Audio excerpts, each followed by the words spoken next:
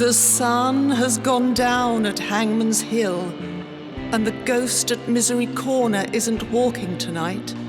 So, welcome to the Weird Tales Radio Show, your weekly fix of ghost stories, urban myths, witchcraft, magic, and folklore. And now, here's your host, writer, award-winning journalist, best-selling author, and sometime werewolf hunter, Charles Christian. And hello and welcome to another episode of the Weird Tales Radio Show. I'm Charles Christian and thank you very much for listening in again. This week we're looking at the folklore of witch bottles, and this is a story particularly close to home. We've also got the origins of an old R&B song called Stagger Lee. We've got a ghostly story from Saki, that's the writer, not the Japanese wine. And Janie's back talking about the folklore of rainbows and some myths involving the Last Supper. That's the Leonardo da Vinci painting, not last night's fish and chips. But first, a correction, as I got into a bit of a pickle last week when I was talking about Imolc and Candlemas. Now, here's the correct details. Imolc and also St. Bridget's Day, or St. Bridie's Day, is on the 1st of February and Candlemas is on the 2nd of February. I got in a muddle and said they were both on the same day. All three were on the same day. So, mea culpa, my apologies. Now, on with the show. As you know, I also run a music show called the Americana Music Show, music radio show, and I have a big interest in music, pop music, and often intrigues me, where do the titles come from? So there's an old rock tune called Stagger Lee. Now, it was a number one on the Billboard Hot 100 by Lloyd Price in 1959, and there's another version that came out by Tommy Roe, hit the US charts in 1971. Tommy Roe, incidentally, is best known for the pop single, which is a global number one, called Dizzy. Anyway, who or what was this Stagger Lee? Now, the traditional version of the story is Stagger Lee, sometimes Staggolee, that's Tagolee. Another variant is an American murder ballad or folk song about the murder of a certain Billy Lyons by Stag Lee Shelton in St. Louis, Missouri, at Christmas in 1895. And the song was first published in 1911, so quite close to the event, and was first recorded in 1923 by Fred Waring's Pennsylvanians. That was before they went to sleep, and was revived by Lloyd Price in 1959. The story is all about the unlucky gambling and includes all the line, "You've won all my money and my brand new Stetson hat." And the basic plot is that while they were gambling, Stagger Lee was losing money, and he eventually, lost all his money, and he lost his new hat. There are suggestions that he was a black American, and he shot Billy, popularly said to be in St. Louis, but some say it was in Memphis, shot him dead for basically cheating at playing dice and unfairly winning not only his money but his magic Stetson. Now, this is where it gets a bit more complicated, because one of the legends says that Stagger Lee, or Stagger Lee, had sold his soul to the devil in return for a Stetson hat, but it was a magic Stetson hat, and enabled him to assume various shapes from inanimate objects like hills to animals, and it also allowed him to walk barefoot on hot slag and to eat fire, supposedly. When he got so stroppy and bad-tempered, even the devil got fed up with him and so caused him to lose his hat and his magic to Billy Lion. And as a result, Stagger Lee went off to hell. And so he should, for killing poor old Billy Lion. Now, there's another intriguing bit here, is that it's said that the Stagger Lee or Stacker Lee was the name. He was one of the sons of a Mississippi riverboat captain called Captain James Lee, the founder of the Lee Line, and had a number of steamboats that used to sail between Memphis and Cincinnati, St. Louis and Vicksburg. One of the boats was called the Stacker Lee, after Captain Lee. Also called the Stack of Dollars because of its size and speed. And there's another version that says that the original Stagger Lee was a stoker on this boat, the son of a woman who was a chambermaid or cook on another of the Lee boats. So it's got multiple origins there. Was it a real person who was a stoker on a Mississippi paddle steamer? Or was it one of the sons of Captain James Lee? Or was it a Negro, as the old reference book I've here describes him, a Negro badman who shot and killed Billy Lion over a barroom gambling brawl? Or was Stagger Lee or Stacker Lee a completely fictional, bad mojo type character? Anyway, it's an intriguing theme because when you hear the song, none of that's there. It's been described as one of the cheeriest murder ballads you can hear. It's very much a jolly little pop song. Anyway, that is the mystery of Stagger Lee. And now here's Janie making a welcome return to the show. And as I mentioned in an earlier show, Jane's busy doing a art diploma course at a college and is taken up with doing lots of painterly things. And appropriately enough, we've got her talking about a painterly type collection of folklore and myths. Yes, hello again. Appropriately, yes, about art. Of which it is the most enormous subject. This is just one tiny little aspect of one painting, really, and it's Leonardo da Vinci's Last Supper, The Last Supper, which I think just about everybody knows about, but probably not all the detail that I'm going to tell you about. It's probably the most studied and most admired painting, perhaps even most reproduced everywhere the world over painting. And yet there are some few little details that you might not be aware of, which I thought, well, our arty folk anyway might be interested. But, well, here you go. I'd just say, of course you wouldn't really know, would you? But the sort of size of it, it's huge. 15 feet by about 29 feet. And, well, maybe also just to recap what it's about. It's the last meal of Jesus with his apostles before he was captured and crucified. But specifically, Leonardo da Vinci wanted to capture the instant just after Jesus reveals that one of his friends will betray him, complete with the reactions of the shock and rage from the apostles, which is what he's obviously depicted. Yes. In his Leonardo da Vinci's interpretation, the moment also takes place just before the birth of the Eucharist, with Jesus reaching for the bread and a glass of wine that would be the key symbols of this Christian sacrament from then on. Yes. From then, yeah. So, first also to lay down is, where is it? Well, it's not in some great big museum somewhere like you might think.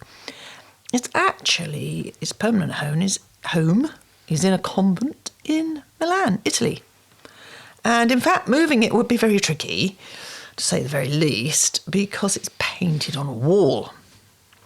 It's on the dining hall wall of the convent of Santa Maria del Grazi. And it was painted, or started, in 1495, but it took him about 3 years to paint it, to finish it. Another little painterly fact. It's not a fresco. No. Oh. No. Tell me more. They were painted on wet plaster. But Leonardo da Vinci, because he was very clever, but he decided to reject this traditional technique for several reasons, and it wasn't a great success, we have to say. But we artists, we like to innovate, you know, we like to do it our own way. We hope it works, and then everybody make a big fuss of us, but when it doesn't, well, we just sort of tiptoe away, pretend we meant to do it like that. But anyway, yeah, what he wanted to do was to achieve luminosity. Because the normal way would be to paint onto wet plaster, and it kind of goes a bit dull, as you can imagine, because it all soaks into the wet plaster. But no, he thought he would paint it on dry plaster. And he used something called tempera paints, which is basically just mix egg yolks with paint. And that would have worked on the wet plaster. And he primed the wall when it had dried, but it didn't work. And within, I think, it seems to be within about 10 years or so, it was already peeling off. Not his plan. Yes, it was sort of decaying and generally flaking, and then really started to deteriorate so much people started to touch it up, to be frank. And there's probably not an awful lot of it left. Yes. But, rough impression. Of course, didn't help that Allied bombings during World War II also contributed to its destruction. Mm-hmm. But, in 1980, it was started to be destroyed, but, frankly, quite a lot of the original paint had gone. Yeah, how did he, if anybody can visualise it, it's this incredible room that seems to go back 4 miles and excellent perspective, as in you can completely see them sitting at the front of a very long room, and out the back is a window with yet more landscape behind. And it's thought that he used a hammer and a nail, and what he did was he just sort of hammered a nail in, then got a lump of string, and then from the nail, which is what we call 1-point perspective, he worked out how to do perspective and get all the windows to look like they receded into the background. So that's how he did that. And he got all the right angles. It also got further damaged by, in 1652, I'm getting a bit excited here, somebody knocked a great big doorway into the bottom of it. Probably sort of to get to the tea room at the back or something. And large chunk of the lower central bit, which included Jesus' feet, was lost. But maybe they've restored that. Yeah, anyway. Another... No, they haven't. No, it's still there. The doorway's still there. The doorway's still there, is it? Yep. Oh, you've been recently, have you? Apparently, there's a sort of little story that every apostle was based on a real life model, and that when it came time to pick the face of the traitorous Judas, who's 5th from the left, in case you want to know, holding the bag full of silver, which is the clue, Leonardo da Vinci searched the jails of Milan for the perfect-looking scoundrel. Yeah. To the right of Jesus, Thomas stands in profile, his finger pointing in the air, which, what is that about, you may wonder? Well, some speculate that the gesture is meant to isolate Thomas's finger, which, of course, becomes key in a later Bible story when Jesus rises from the dead. And Thomas doubts his eyes, and so he is entreated to probe Jesus' wounds with his finger to help him believe. Mm-hmm. There's also discussion about the meaning of its food, and a lot of debate about it on the table of the Last Supper's table, and the fact that there's spilled salt before Jesus, and it's said to represent his betrayal, or alternatively, is seen as a sign of his bad luck in being the one chosen to betray. Yes. Yeah. Or also fish served has similarly conflicted readings, because if it is meant to be eel, it might represent indoctrination and thereby faith in Jesus. However, if it's herring, then it could symbolise a non-believer who denies religion. So you have to work that one out yourself, really. And isn't one of the disciples rumoured to be a woman? Well, indeed, possibly Mary Magdalene. Yeah. Because when you look at the picture, one of the disciples sitting next to Jesus, I think, definitely looks Yeah. female. Well, there you are. It's you're not the first person to say that, and that it's proposed that the figure to the left of Jesus is not John but Mary Magdalene, and that the Last Supper is key evidence in a cover-up of the true identity of Christ by the Roman Catholic Church. So it gets even murkier. There's been This is all the Da Vinci Code stuff. Yeah, indeed it is. Indeed it is. And talking of codes, musicians have speculated that the true hidden message in the Last Supper is actually an accompanying soundtrack. And in 2007, Italian musician Giovanni Maria Palla created 40 seconds of a sombre song using notes supposedly encoded within Da Vinci's distinctive composition. And he was clever enough, wasn't he? He could have, yeah. And then 3 years later, Vatican researcher Sabrina Sforza Galizia translated the painting's mathematical and astrological signs into a message from Leonardo da Vinci about the end of the world. Which is going to be? We're safe. Oh, right. Yes, she claims the Last Supper predicts a flood that will sweep the globe, sweep the globe from March 21st to November the 1st in 4006. Oh, phew. Yeah. We got 2,000 years to get some sandbags in. Yes, absolutely. Well, The Last Supper and popular fiction. Well, you touched upon this, indeed. It's not just the Da Vinci Code.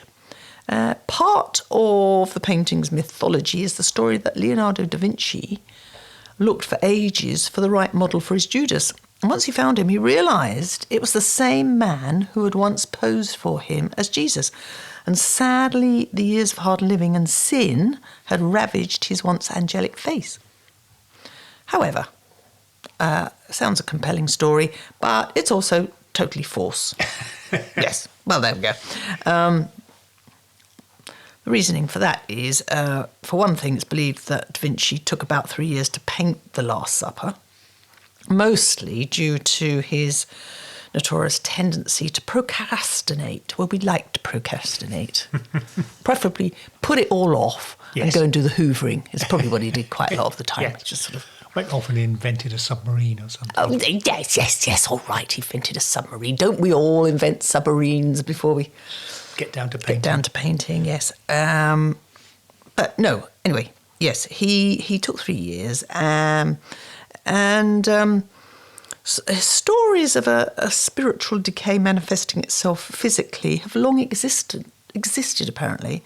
So it's likely that someone along the way decided to saddle The Last Supper with a similar narrative in order to sort of give its moral message a sense of historical credibility, if that makes sense. I'm not sure if it does, but anyway, there you go. Yeah, so through the centuries, of course, as we know, it's been mimicked. Fine art, pop culture, they've all paid tribute to The Last Supper with lots of imitations and parodies. Actually, there was one in the 16th century, an oil painting reproduction to this to an interpretation of The Last Supper and go right the way through from Salvador Dali, Andy Warhol, Susan Dorothea White and Vic Munitz, who, as you may well recall, made his out of chocolate syrup. And there you are. There's probably more, but I haven't been able to research any more. The chocolate syrup one would probably have lasted less time than Da Vinci's painting. Probably. Well, maybe more. You don't know. He might not have used egg. That's true. Thank you very much, Janie. Oh, what's your next art project? Well, it's 3D work, which is exciting. And we've been studying Henry Moore and various sculptures of that ilk. And we will be carving out our emulations, which is posh artist words for copying some of his work. Or, we can sort of pimp it up however we want. But basically, we'll be doing some sculptures. With big foam blocks, which you then paint and can look spectacularly like bronze. Little bronzes, till you pick them up. And then, of course, they're very light. Yes. It's just, it's just a kind of a bit of a dipping a toe in the sculpture pool to see who runs it up the flagpole kind of thing. I could love it. I could hate it. I'll let you know. Good. Thank you.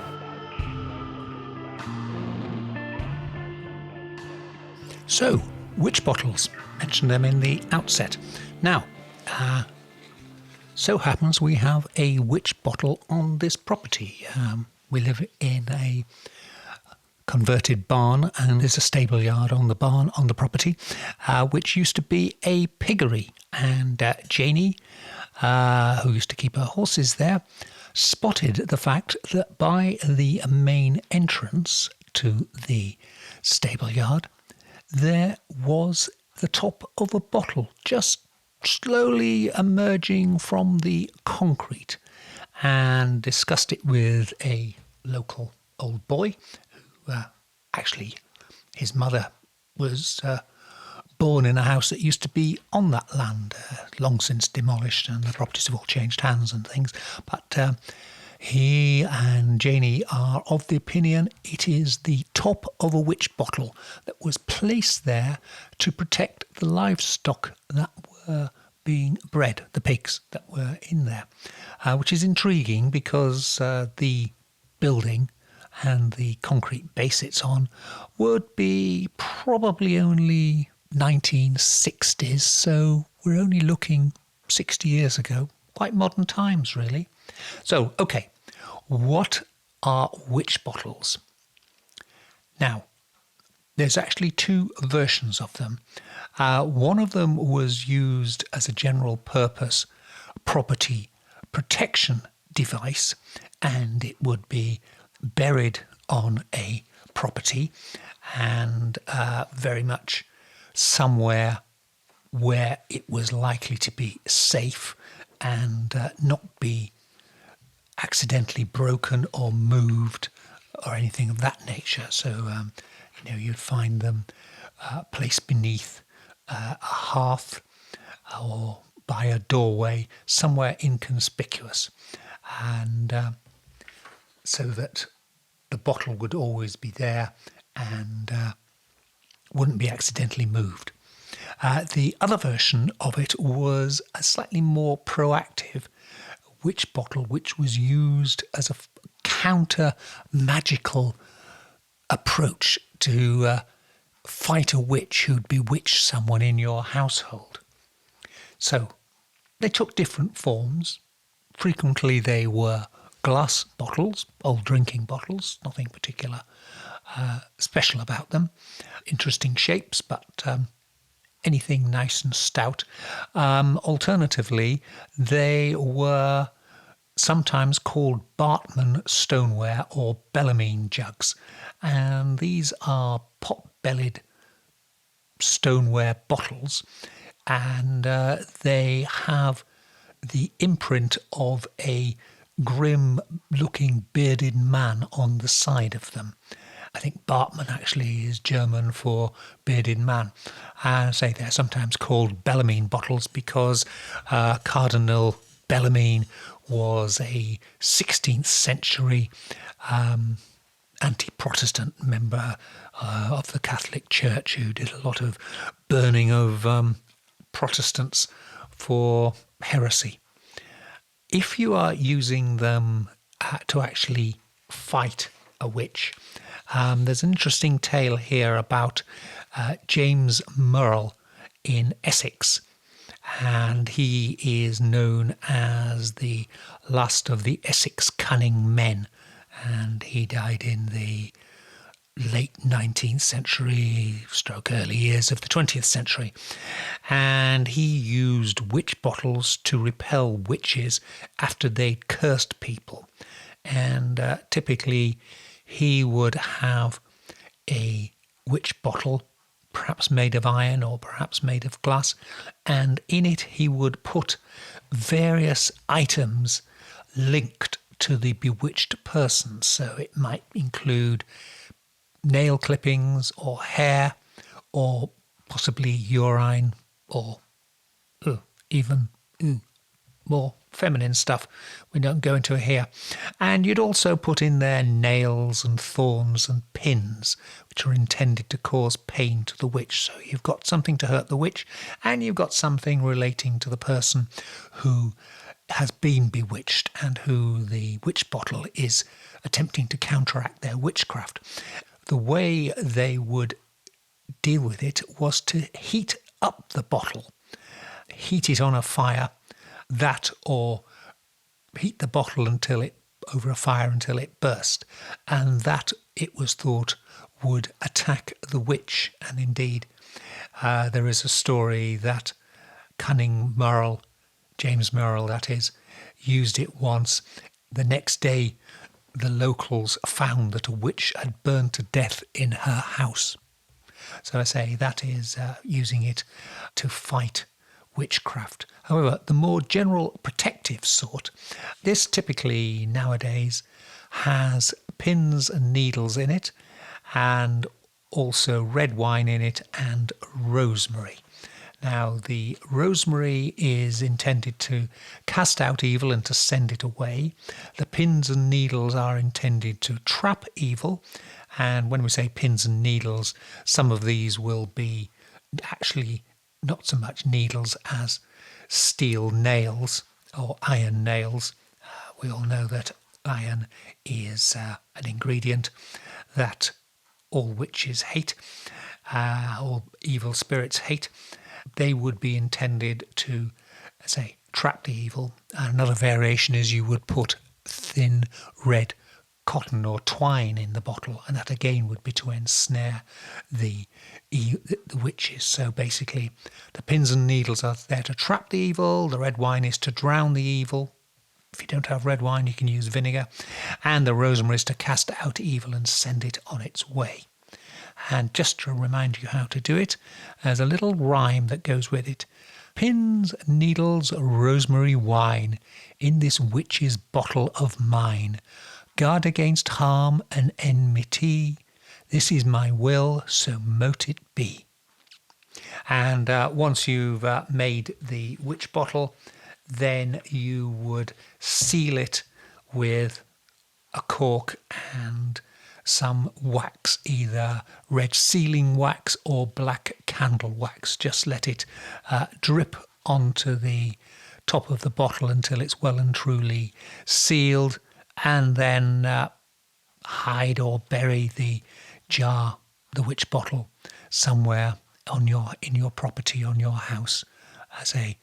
You might want to use it by your front door to keep evil away. So it's a bit like putting a horseshoe over a front door to bring you luck. You put a witch bottle by it to keep away evil. And that way evil is trapped, drowned and sent on its way.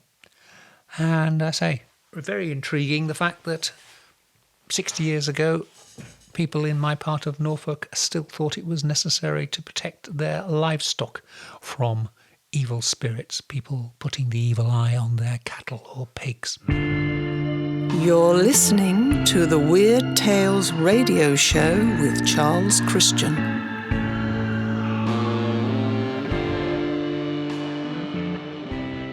And now here's Janie back again and talking about rainbows, which obviously we're heading towards spring and the first rainbows of the new year start to begin appearing. Well, we had a little discussion, didn't we? I think we were driving over a bridge going towards Norwich and there was a great big rainbow. And I said, can you imagine what people thought of that in primitive times? How on earth would they explain that other than some godly intervention or... Mystic. Mystic. Yeah. So we kind of looked at, what people thought. And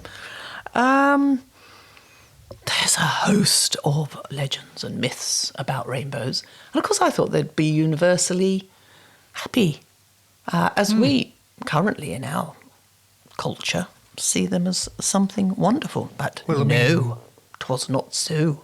I mean, the one I always heard was that the foot of a rainbow is a pot of gold. Isn't that the one? Yes, yeah, guarded by a leprechaun, because apparently it's an Irish type of myth or legend. And, of course, you can never find the bottom of a rainbow. No.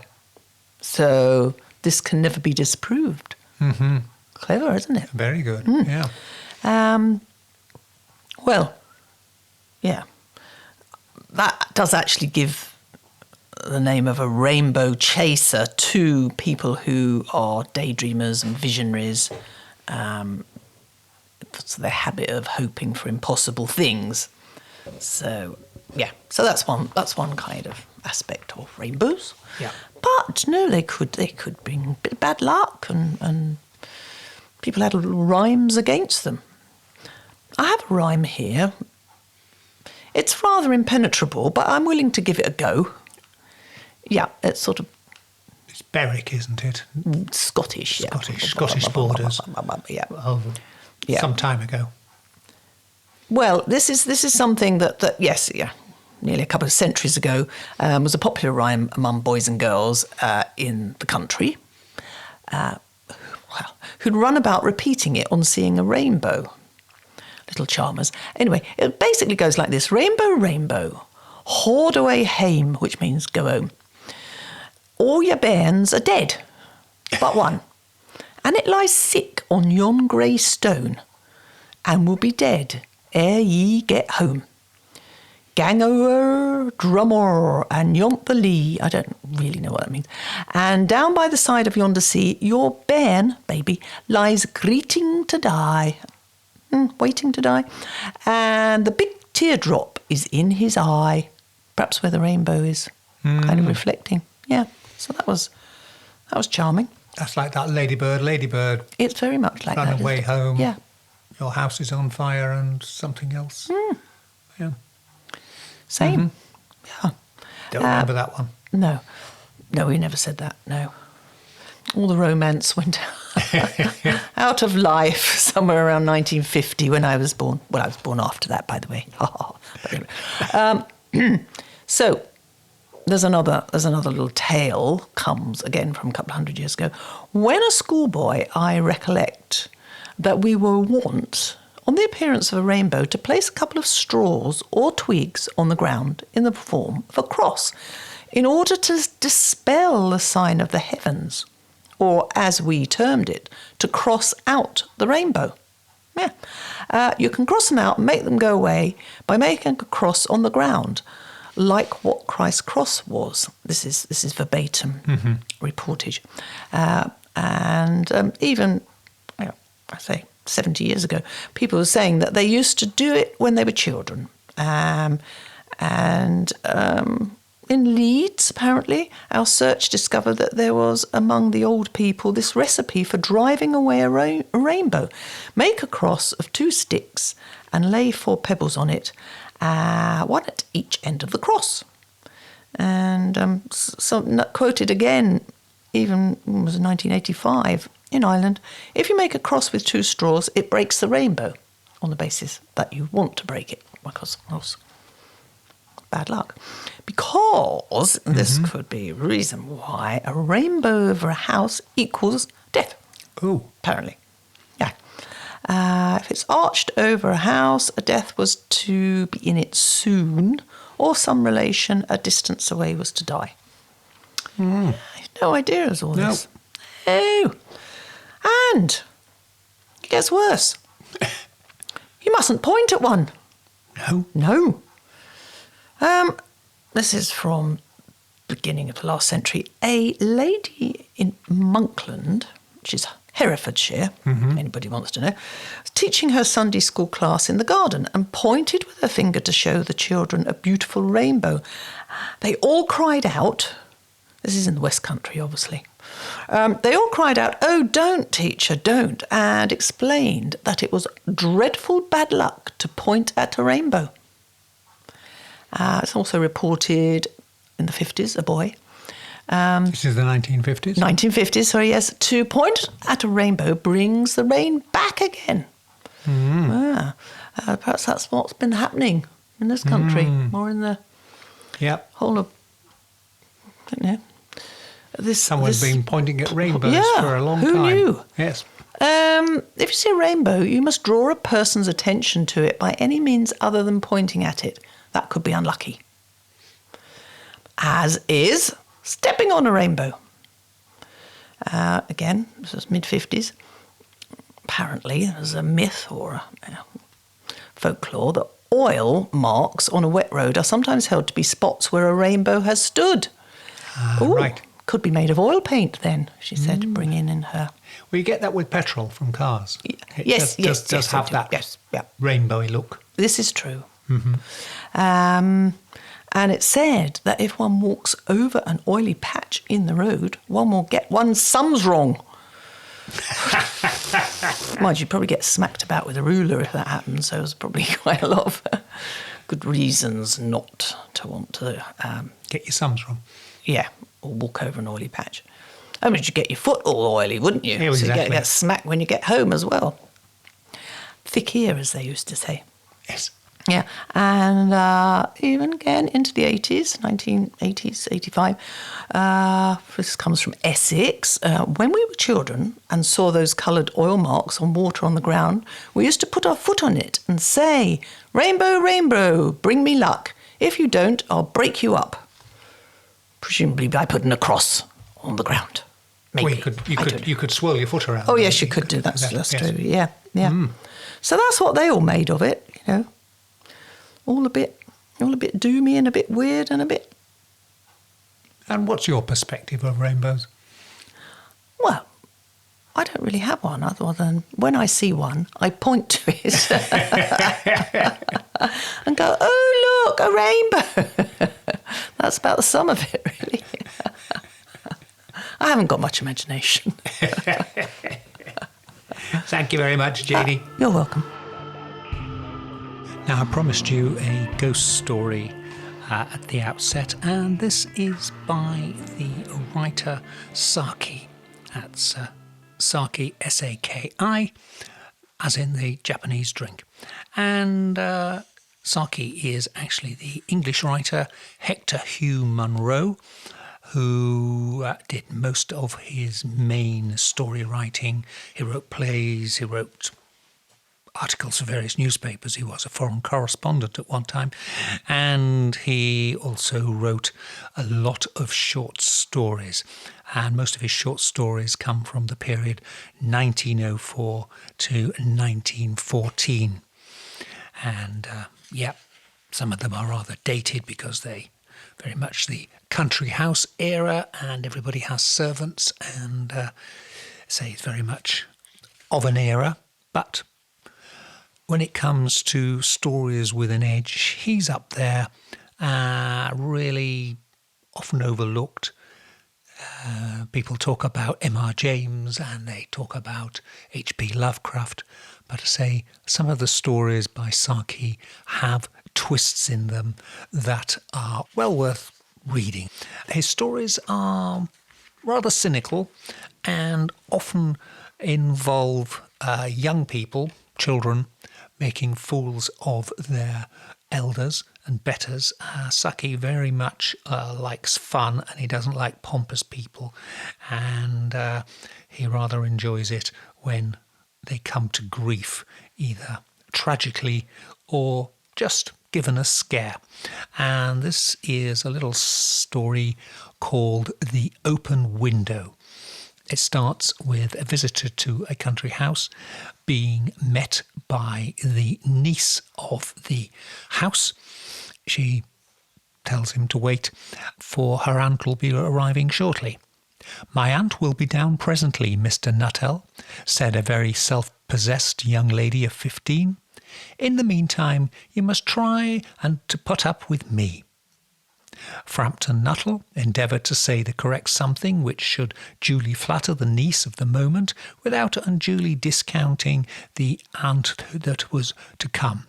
Privately he doubted more than ever whether these formal visits on a succession of total strangers would do much towards helping with the nerve cure which he was supposed to be undergoing. "I know how it will be," his sister had said when he was preparing to migrate to this rural retreat. "You will bury yourself down there and not speak to a living soul, and your nerves will be worse than ever before from all the moping around. I shall give you letters of introduction to all the people I know there. Some of them, as far as I can remember, are quite nice." Frampton wondered whether Mrs. Stapleton, the lady to whom he was presenting one of these letters of introduction, came into the nice division. "Do you know the people round here?" asked the niece, when she judged that they had had a sufficient silent communion. "Hardly a soul," said Frampton. "My sister was staying here at the rectory, you know, some 4 years ago, and she gave me letters of introduction to some people around here." He made the last statement in a tone of distinct regret. "Ah," said the self-possessed young lady, "then you know practically nothing about my aunt." "Only her name and address," admitted the caller. He was wondering whether Mrs. Stapleton was in the married or widowed state. An undefinable something about the room seemed to suggest masculine habitation. "Her great tragedy happened just 3 years ago," said the child. "That would have been since your sister's time." "Her tragedy?" asked Frampton. Somehow in this restful country spot, tragedies seemed out of place. "You may wonder why we keep the window wide open on an October afternoon," said the niece, indicating the large front window that opened onto the lawn. "Well, it is quite warm for the time of year," said Frampton. "But has that window got anything to do with the tragedy?" The niece continues the story. "Out of that window, 3 years ago to a day, her husband and her 2 young brothers went off for a day's shooting. They never came back. In crossing the moor to their favourite snipe shooting ground, all 3 were engulfed in a treacherous piece of bog. It had been a dreadful wet summer, you know, and the places that were safe in other years suddenly gave way without warning. Their bodies were never recovered. That's the dreadful part of it." Here the child's voice lost its self-possessed note and became falteringly human. "Poor aunt thinks that they will come back some day, they and the little brown spaniel that was lost with them, and that they will walk in at the window just as they used to do. That is why the window is kept open every evening till it is quite dusk. Poor dear aunt, she has often told me how they went out, her husband with his white waterproof coat over his arm, and Ronnie, her youngest brother, singing, 'Bertie, why do you bound?' as he always teased her, because she said the song got on her nerves. Do you know, sometimes on still quiet evenings I get almost a creepy feeling that they will walk back in through that window." She broke off with a little shudder, and it was a relief to Frampton when the aunt bustled into the room with a whirl of apologies for being late in her appearance. "I do hope Vera," that's the young girl, "has been amusing you," she said. "She has been very interesting," said Frampton. "I hope you don't mind the open window," said Mrs. Stapleton briskly, "but my husband and brothers will be home directly from shooting, and they always come in this way. They've been out for snipe in the marshes today, so they'll make a fine mess of my poor carpets. So like you menfolk, isn't it?" She rattled on cheerfully about the shooting and the scarcity of birds and the prospects of duck in the winter. To Frampton it was all purely horrible. He made a desperate but only partial successful effort to turn the talk to less ghastly topics. He was conscious that his hostess was giving him only a fragment of her attention, and that her eyes were constantly straying past him to the open window and the lawn beyond. It was certainly an unfortunate coincidence that he should have paid his visit on this tragic anniversary. The doctors agree in ordering me a complete rest, an absence of mental excitement, and the avoidance of anything in the nature of violent physical exercise, announced Frampton, who laboured under the tolerably widespread delusion that total strangers and chance acquaintances are hungry for the least detail of one's ailments and infirmities, their cause and cure. On the matter of diet, they are not so much in agreement, he continued. "No?" said Miss Stapleton, in a voice which only replaced a yawn at the very last moment, and then she suddenly brightened into alert attention, but not to what Frampton was saying.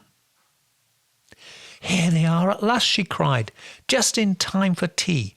And don't they look as if they were muddy up to their eyes?"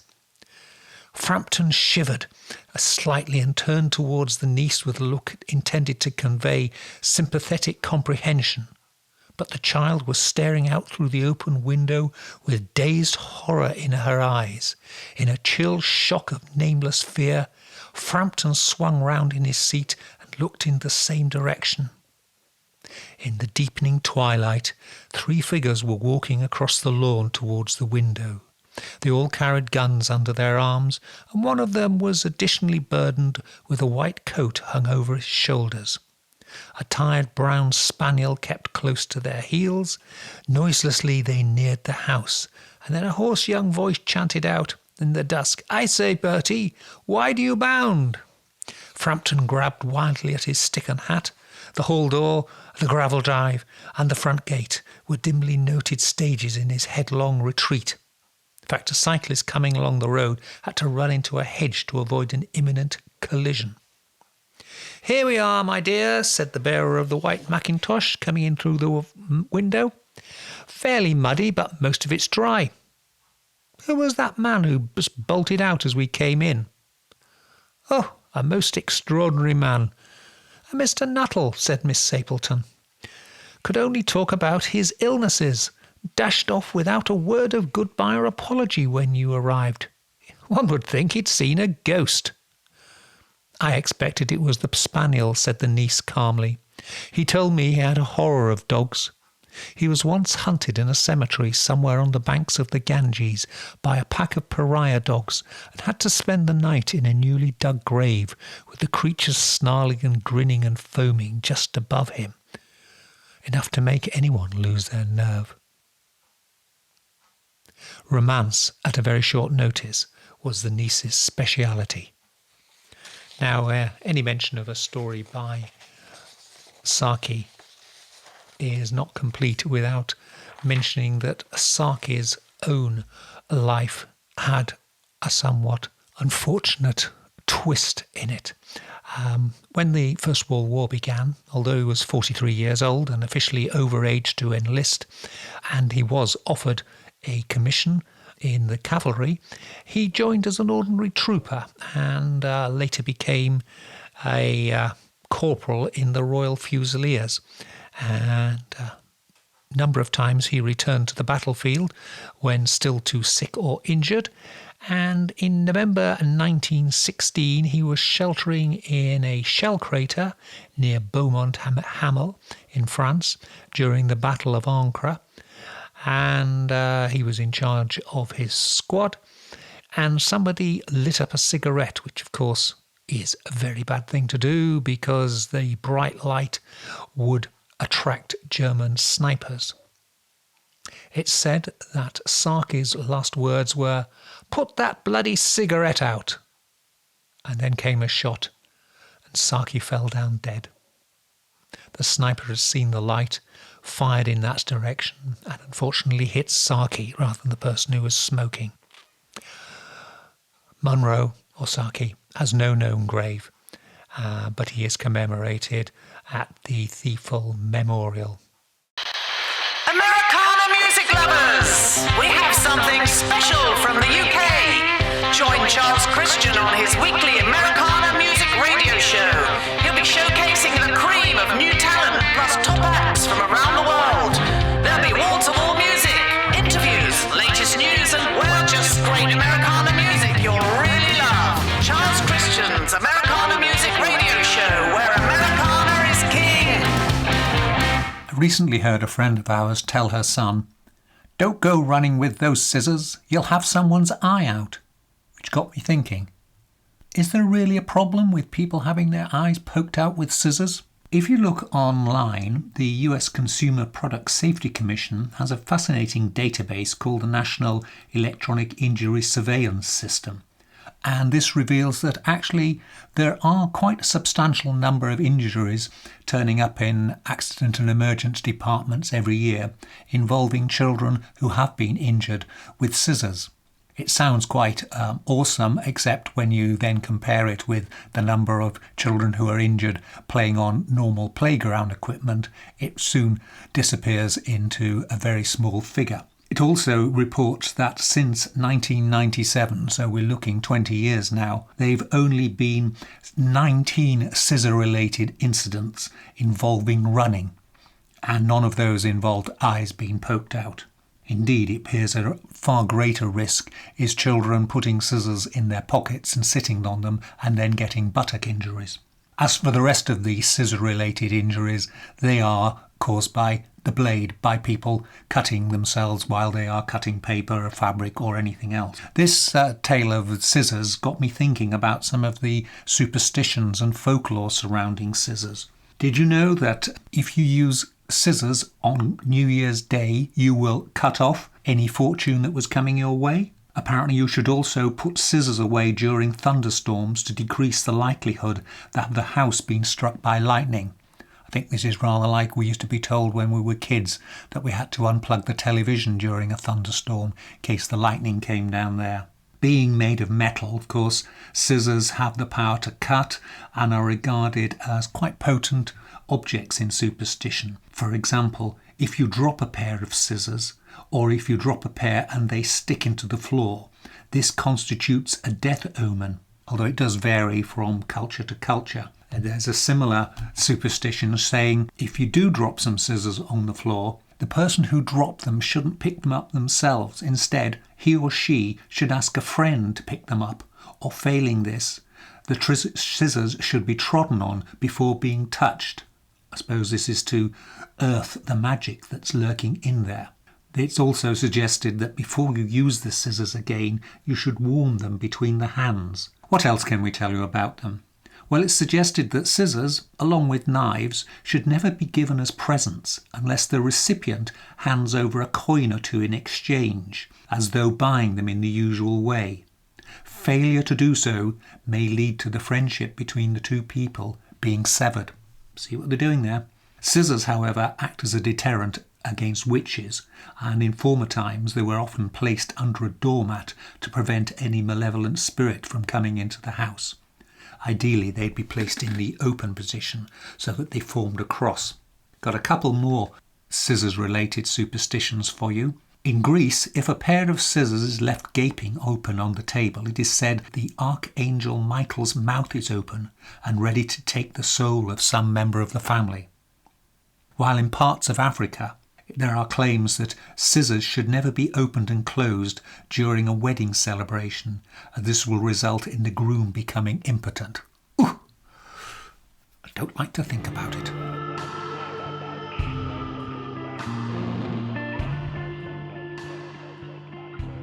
Divination, or foretelling the future, fortune telling. Well, we'd all like to be able to do that.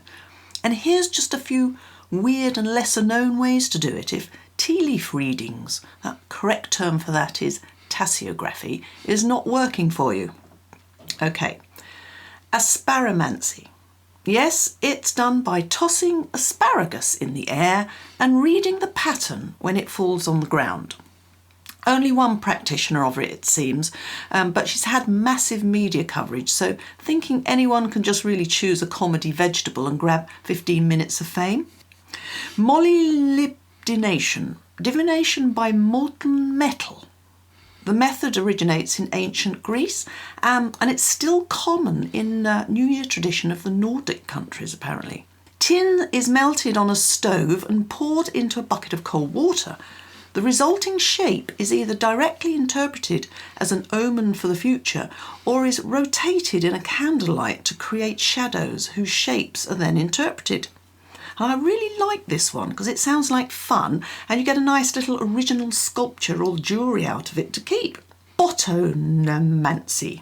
Burning plants, particularly their leaves and branches, and then interpreting the shapes. Batrachomancy. That's studying frog habits and croaks. Frogs, not bats. No, frogs. Live frogs. No need to kill them. Tyromancy. Use of rotten or spoiled cheese to predict events. Nagam. That uses spiders rushing around a dish to move objects in the dish, then reading the placement of the objects. Right, so I'm off to grill the cheese about the lottery this week. Get it? Well, I've been licking my psychic frog and he says no chance.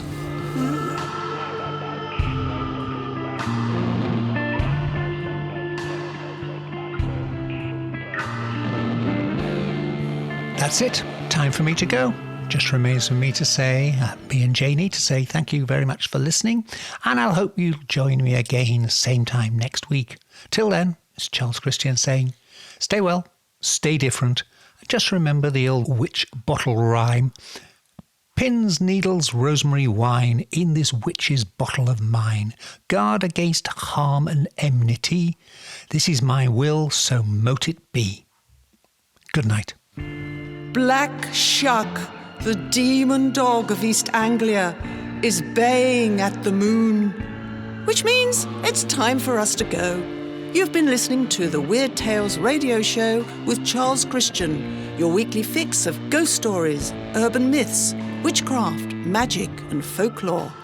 You can keep in touch with us online at www.weirdtalesradio.com, by email to weirdtales@icloud.com, and on Twitter @ChristianUncut. Join us again next week for another edition of the Weird Tales radio show. Good night. This podcast is a part of Straight Up Strange Productions. Discover more shows like this one at straightupstrange.com.